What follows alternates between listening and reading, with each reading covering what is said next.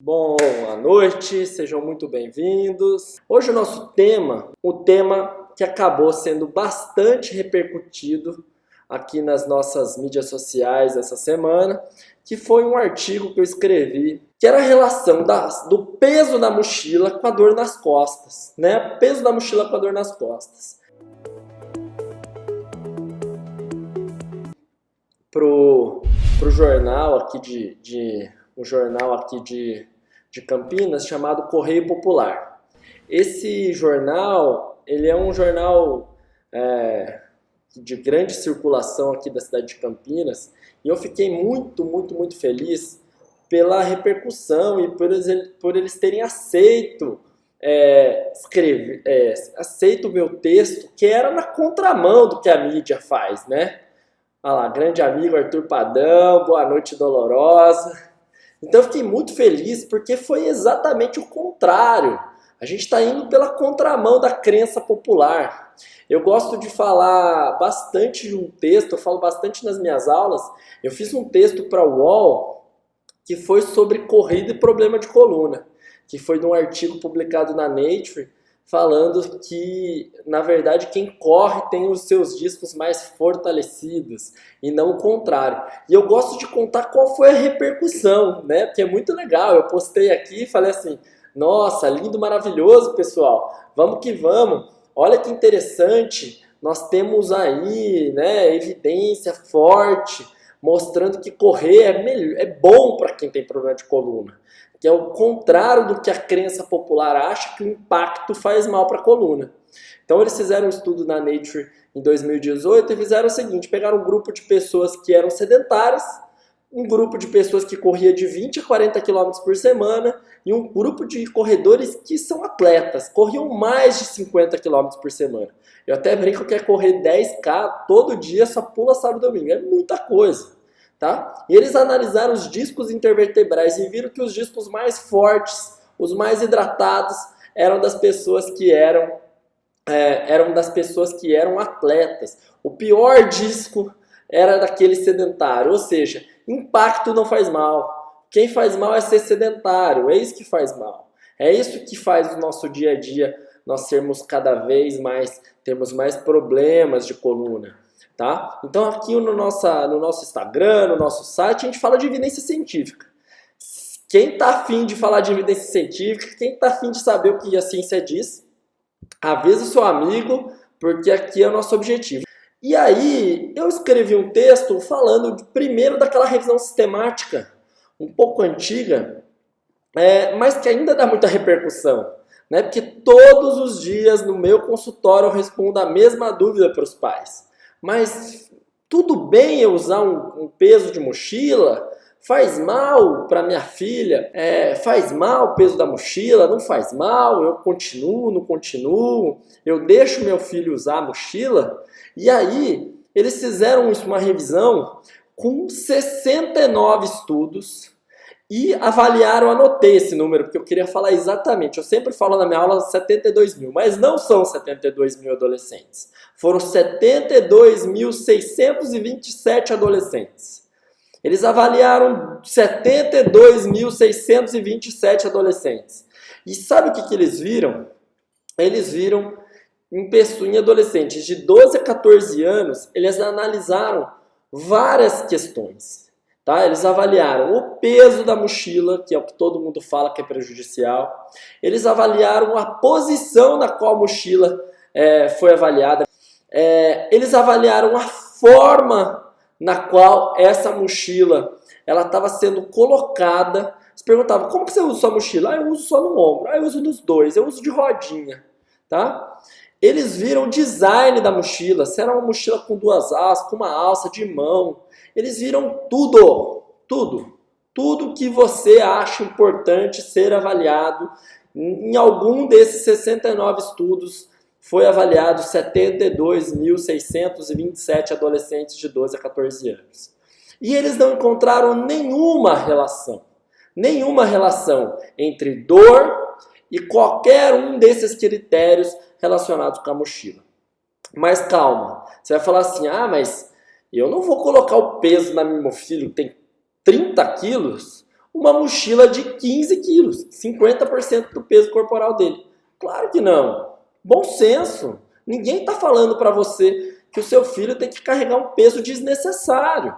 Então, claro, se isso é importante para ele, se é importante levar aqueles livros, ele vai levando, ele vai ficando mais forte carregando peso. Tá? Esse é o ponto de vista. Agora, não necessariamente precisa ser um peso desnecessário. Outra coisa importante é quanto tempo esse aluno ele usa essa mochila. Às vezes é muito pouco. O pai está se preocupando com uma coisa tão importante, né? Se colocando uma importância tão grande numa situação que ele anda para de carro ali, anda uma escadaria e chega na sua sala. Isso não é o mais importante, certo? E aí, onde que eu quero chegar nesse ponto? Hoje a gente já sabe que os adolescentes, nesses últimos, se a gente comparar as crianças e os adolescentes desses últimos 20 anos, eles são 27,6% mais fracos do que nós éramos, tá? É nítido, se você atende adolescentes, se você interage com os adolescentes, se você tem contato com os adolescentes, é nítido que os adolescentes de hoje eles têm menos equilíbrio, eles têm menos controle postural, eles têm menos força, eles têm menos movimento, eles têm menos controle motor, que são os atos de você fazer duplas tarefas, de você ser mais ágil, tá? Eu falo todos os dias isso quando eu levo meu filho na escola. Meu filho tem só 3 anos. E aí com 3 anos é lindo, porque a educação física dele é fazer isso, é fazer circuito, é subir, é descer, é passar por baixo de um lugar, é dar uma volta, é andar na corda bamba, né? Fazer coisas totalmente relacionadas a estímulos de todos os sentidos do nosso corpo. Trabalhar o equilíbrio, a propriocepção, os ajustes posturais, todos os estímulos novos, então eles estão naquela fase de aprendizagem. Mas daí parece que na educação física, o adolescente ele para de precisar disso, né? Ele vira numa fase da vida dele que não faz mais sentido ele usar isso. E é um erro, né? A educação física nas escolas hoje banalizou de uma forma que é só jogar bola. Claro que eu estou generalizando, claro que existem suas exceções, claro que existem excelentes educadores físicos, professores de educação física, profissionais de educação física. Agora tem cada um fala um termo aí, eles ficam bravos se a gente não fala o termo correto, tá? Então, alguém escreveu, né? É claro, antigamente a gente pulava em árvore, a gente subia em muro, a gente brincava na rua de coisas mais criativas, vamos falar assim. A gente não tinha regra para subir numa árvore. A gente não tinha regra para descer, para cair. A gente fazia pezinho, quem era mais gordinho, quem era mais magrinho, quem era mais baixinho, quem era mais altinho. Todo mundo brincava, tá? Todo mundo fazia de uma forma igual, juntos. E aí, a pergunta que eu quero falar para vocês, né, qual era a gente fazia do jeito que dava. Ninguém tinha regra para fazer aquilo. E aí eu acho o maior crime, e aí o pessoal do Pilates pode me amar, me odiar, do jeito que vocês quiserem, eu acho um crime você colocar uma criança como a principal atividade física no estúdio de Pilates, tá? Você colocar as crianças para fazer academia. Tem várias escolas de hoje que a educação física é na academia. Isso é um crime, porque ele precisa movimentar-se de diversas maneiras. Quando você trabalha no estúdio, quando você trabalha na musculação, que é maravilhoso, eu adoro essas duas coisas, e eu não preciso fazer nenhum tipo de demagogia com relação a isso, eu pratico, eu faço porque eu gosto, então acho que esse é o principal. Você põe regra naquela criança, naquele adolescente. Você deixa de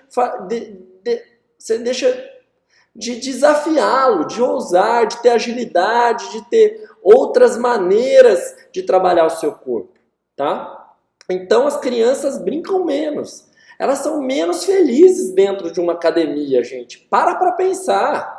Elas vão interagir com quem no estúdio Pilates? Além da sua mãe que está ali e do instrutor. A atividade física precisa ser prazeroso. A gente precisa começar a gostar de fazer aquilo. Porque senão, na vida adulta, essa pessoa nunca vai entender que a prática de atividade física ela deve ser algo fundamental no seu corpo. Ela deve ser alguma coisa ela deve fazer parte da sua vida, como é tomar banho, como é escovar o dente, como é dormir, como é estudar, como é trabalhar pra gente. A atividade física tem que fazer alguma dessas partes e não ser obrigação. É claro que eu, por exemplo, eu gostaria de todo dia poder jogar bola, jogar basquete. Nem sempre é possível, né? Esportes coletivos você depende de outras pessoas, de um lugar, de uma estrutura, etc. Então hoje na minha rotina de vida, eu procuro alguns esportes, algumas atividades físicas que eu goste, mas que eu não dependa de estruturas um pouco mais complexas. Então correr na rua de graça, né? Se o problema for financeiro, caminhar na rua de graça, né? Então, a gente pode encontrar algumas saídas decorrente aí a sua questão financeira, a questão outras coisas, etc. Então, acho que a principal coisa que a gente deve pensar é isso, tá? Então, para bater o martelo, né? Então, onde que eu quero chegar com isso? Escrevi isso e repito. O grande problema é o exemplo que vocês, pais, e que nós, pais, damos para os nossos filhos, né? Você quer que o seu filho pratique atividade física e você faz atividade física. Você quer que o seu filho leia. Você lê na sua casa? Você lê junto com o seu filho? Você quer que o seu filho saia do celular? Isso vale para todos nós. A gente sai do celular. Quando a gente está lá, a gente está integralmente com os nossos filhos. A gente quer que os nossos filhos sejam sociáveis. Nós somos sociáveis. A gente dá exemplo para os nossos filhos a todo momento. Se nesses momentos a gente não pensar nessa maneira, é claro que não é todo dia que a gente consegue, nós somos seres humanos, mas a prática da atividade física ela vai da sua casa, tá? Eu vou contar um caso da minha família, né, da minha casa, e eu acho interessante eu contar isso para vocês, que o Lorenzo, esse ano, ele está no terceiro ano, né? Ele tem 3 anos, então ele está no Jardim 1. No Jardim 1 começa a ter atividades extras. E atividades extras na escola custa grana, custa dinheiro, né? Então cada atividade extra que ele faz custa R$100. E aí ele já faz natação fora, que é primordial, uma criança de 3 anos, na casa do meu pai tem piscina, no meu prédio tem piscina, no sítio que a gente tem piscina, lá da família da Ariane tem piscina, então a gente precisa que ele saiba nadar, porque é questão de sobrevivência, uma hora ou outra ele pode cair na piscina, como já aconteceu, e ele tem que sobreviver, então natação era primordial, beleza. Jardim 1, escola, tem que ter atividade extra, fora de educação física que eles têm, é cobrado R$100. E aí tinha lá 3 escolhas. Futebol, a segunda escolha era karatê e a terceira escolha era capoeira. E aí a gente virou pro Lorenzo e falou assim, Lorenzo, vamos fazer 2 dessas, tá? Você pode escolher 2 atividades físicas. E aí, olha, num dia é o karatê e o futebol e a capoeira no mesmo dia. Então vamos escolher um, tal, a gente, claro, deu aquela induzida, uma arte marcial, né, o karatê lá, e um futebol. Beleza, optamos, beleza, fizemos. 2 tá bom, já faz a natação, todo dia uma coisa, quase é muita coisa, beleza. Beleza, vamos fazer. Chegou em casa, no dia a professora falou, olha, todo mundo foi pra capoeira no mesmo dia do futebol, mas ele quis ir pra capoeira. Falei, puta vida, e agora? Você não ficou cansado, Lorenzo? Não, eu quero. Lorenzo, qual que você quer fazer? Futebol, capoeira ou karatê? Quero todos. E aí eu brincava e tal, perguntava pra minha mãe junto, vó, pergunta pra ele qual que ele quer, capoeira, futebol ou karatê? Quero todos. Então, vou dar um exemplo da minha casa, né? Como é que eu posso falar para ele não fazer os 3 se ele quer fazer? E a professora falou, olha, tem um monte de criança que não quer fazer nada. Ele quer fazer tudo. Por quê? Porque nós incentivamos a vida toda a ele fazer atividade física. Então, eu tenho que incentivar. Você tira mais R$100 do bolso e põe lá para ele pagar. Não tem jeito. Entendeu? Na vida, eu sou a pessoa que mais prega atividade física nesse mundo para ele. Como é que eu vou, a hora que ele quer, eu vou falar para ele não fazer? Tá? Por mais que custe. Então, essas são coisas que acontecem na nossa vida. Eu sei que nesse caso envolveu financeiro, mas na minha cabeça da Ariane foi a única coisa. a gente sai um dia menos de casa para comer pizza, para jantar fora, para pagar mais um dia. Isso é uma conta que você faz rápido na sua vida. Tá? R$ 100 não vai deixar ser mais rico nem mais pobre, mas isso é um caso específico. A gente incentiva ele a fazer exercício todos os dias, a gente sai, a gente tenta ir pro sítio, a gente tenta descer. É o mais difícil. 6 horas da tarde a gente sai da clínica acabado, cansado. Às vezes um monte de coisa para fazer, conta, administração, hoje eu estou aqui trabalhando, eu não estou com ele lá. Tá? O nosso principal motivo é tentar arrumar tempo e, de fato, se empenhar para que as nossas crianças sejam mais ativas fisicamente, para que elas gostem mais de fazer isso. Isso é muito importante. Tá? E aí eu queria citar mais um estudo que eu separei aqui para vocês, que é o seguinte, foi um estudo publicado na Eurospine também, pelo Beeman e colaboradores. Ele fez uma outra revisão sistemática com meta-análise, que ele fez o seguinte, ele fez um corte e o objetivo foi investigar quais essas enfermidades físicas crônicas, mas com as relações da saúde mental e psicológicas, que poderiam ser um potencial gatilho para as dores crônicas das crianças e dos adolescentes e até os adultos jovens. Então, repito, eles queriam ver a relação das partes emocionais com os fatores aí de dor crônica, tá? Basicamente isso. Eles viram 12 artigos, eles incluíram aí mais de 25 mil indivíduos. 25 mil, é muita coisa. Estou baixando aqui para eu ler para vocês, tá? Eles viram que os indivíduos que sofriam dor de cabeça, então entre 11 e 22 anos, tinham 2 vezes mais chance de desenvolver dor nas costas, tá? Em 1 e até 8 anos mais para frente. Então aquela criança que fica se queixando de problemas, já de dor lá na infância, ela pode ter um aspecto aí envolvido emocionalmente, que isso pode ter um gatilho lá para ela sofrer mais dor no futuro. Tá? Aquelas crianças, os adolescentes que sofriam dores abdominais com 11 e 14 anos, aumentava em 70% a chance delas terem dor nas costas, dor lombar, em 1 e 13 anos mais tarde. Tá? Então, os participantes aí que esses aspectos emocionais, psicológicos, aquelas pessoas que sofriam algumas coisas mais psicológicas, elas tinham 2 vezes mais chances de ter dor nas costas. E claro que aqueles problemas emocionais, o enfrentamento aí era alguma coisa bem importante. Então, a gente fica pensando muitas vezes que as crenças, né? Então, vou voltar num assunto.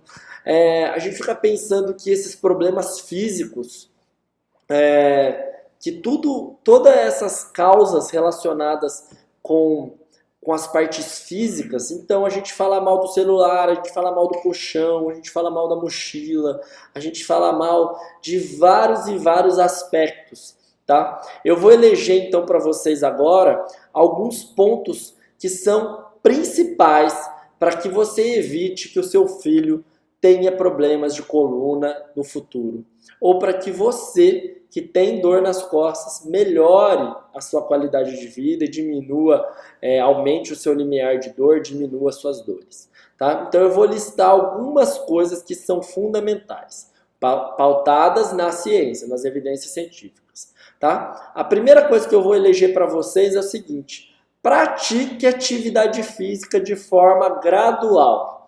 Coisas principalmente que você gosta de fazer. Esse é o primeiro ponto.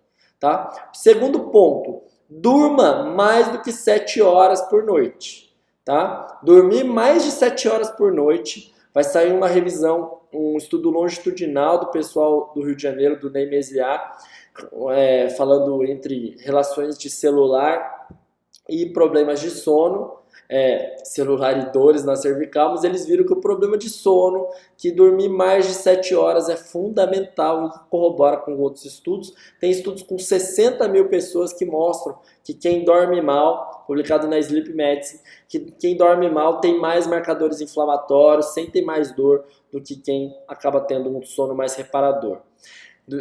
Dormir 7 horas é impossível, mas a gente precisa tentar. Eu confesso que eu melhorei muito minha qualidade de vida depois que eu comecei a tentar dormir um pouco mais. Primeiro, atividade física. Segundo, horas de sono. Terceira, nós vamos falar do cigarro. Olha como é difícil dormir mal, tá? Como é difícil tratar dor nas costas. Tô com dormir mal na cabeça.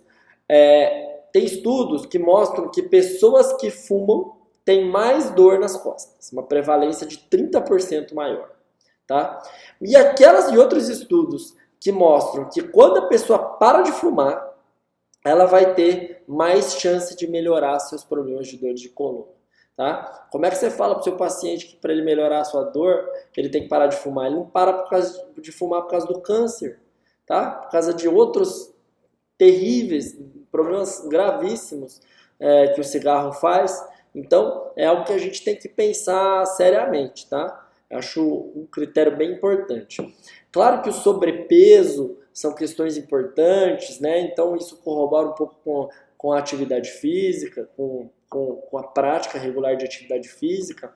Outra coisa que a gente tem que pensar que pessoas mais depressivas e pessoas mais ansiosas, que é o mal do milênio, a depressão já está querendo, não sei se ela já bateu, mas ela já eu acredito que ela já seja, no Brasil também, uma das principais causas de afastamento do trabalho hoje. Se ela não é a mais, ela é uma das, tá? Então, é claro que isso é um mal da nossa vida, porque a gente está aqui o tempo todo conectado, vocês estão aqui em casa, vocês estão em casa, estão saindo do trabalho, estão no celular, estão vendo o que está acontecendo.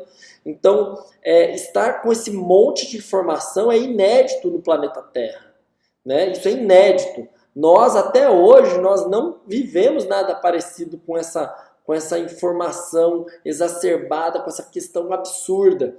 A gente não sabe lidar com isso ainda. Essa é a grande verdade. A gente ainda não sabe lidar com esse tanto de informação e como que a gente vai, de alguma maneira, absorver, digerir tudo isso. Isso é muito complexo, isso é muito difícil. Tá? Então, por isso que hoje tem linhas muito importantes para tratar dor nas costas, que são mindfulness, que é meditação, que é yoga, que é regressão, que é abordagem do CFT, que são educação em dor, trabalhos mais biopsicossociais. Então, levar em consideração os aspectos emocionais do paciente é fundamental. Se você só está pensando no físico, você está muito longe de querer melhorar o seu paciente, de querer melhorar a sua dor, tá? Eu recebo todos os dias pacientes aqui que foram praticamente taxados a sentir dor, tá? Você tem escoliose dói no futuro se você não tratar. Se você não fizer exercício, se você não fizer tratamento, se você não operar a coluna, você vai ficar ruim, tá? Você vai fazer mal isso para você. E aí, se a pessoa não sente dor, e aí? Né? Então, assim, existe uma crença de que problema físico tem relação com a dor, e isso é uma coisa que não necessariamente precisa acontecer, ok? Então, a gente tem que pensar que a informação que a gente passa para os pacientes, ela é fundamental. A gente precisa ter uma informação mais rica, mais detalhada, com mais calma, e tudo isso vai ser muito fundamental, tá? Então, uma das coisas aí é deixar sua cabeça cada vez mais tranquila. Se eu pudesse eleger como você melhora seus problemas de coluna, então, fazendo atividade física de forma cada vez mais gradual, dormir bem, mais de 7 horas por noite, ter uma cabeça boa, menos depressão, menos ansiedade, né, ter menos sobrepeso em geral, e a atividade física tem muita relação com isso. Você fazer com que você tenha uma cabeça mais legal, menos ansiedade, menos depressão, tá? Eu sei que isso parece utópico, mas a partir do momento que a gente não fumar, também é a partir do momento que você entende que isso é de fato uma questão importante, que é uma questão de saúde pública, que é uma questão que vai melhorar a sua qualidade de vida, você tende a fazer coisas cada vez mais positivas para isso. Então esse era o meu recado, muito obrigado por quem participou aqui, espero que vocês gostem muito, compartilhem lá esse artigo, porque eu acho que a gente está fazendo um bem para a nossa sociedade, quebrando um pouco esses mitos, indo um pouco na contramão e deixando de ter, de colocar culpados aonde a gente de fato não tem culpados. Beijo enorme para vocês, fiquem com Deus e até a próxima.